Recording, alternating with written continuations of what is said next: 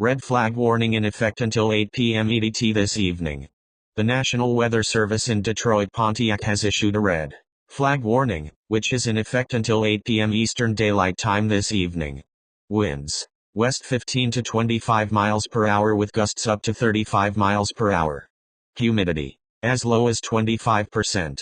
Impacts. Avoid outdoor burning today. The dry and windy weather could lead to out-of-control fires.